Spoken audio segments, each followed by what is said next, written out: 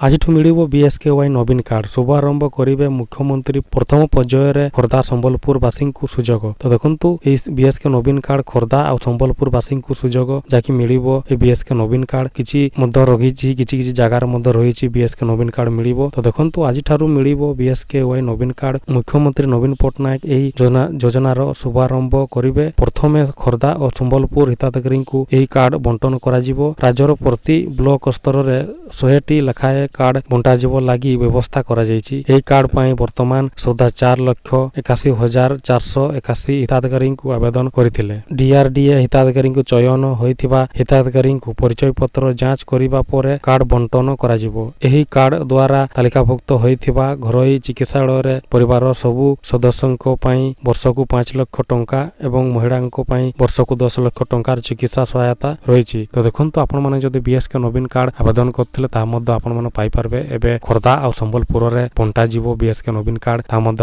ଆପଣଙ୍କୁ ବି ମିଳିପାରେ step by step ଯାହାକି ବଣ୍ଟାଯିବ। ତ ଆଶା କରୁଛି ଭିଡ଼ିଓ ଭଲ ଲାଗିଥିବ, ତାହେଲେ ସେୟାର କରନ୍ତୁ, ଲାଇକ୍ କରନ୍ତୁ। ଏଭଳିଆ ପ୍ରତିଦିନ ନୂଆ ନୂଆ ଭିଡ଼ିଓ ଆପଲୋଡ଼ ଆପଣମାନେ ଖୁବ୍ ଶୀଘ୍ର ପାଇପାରିବେ।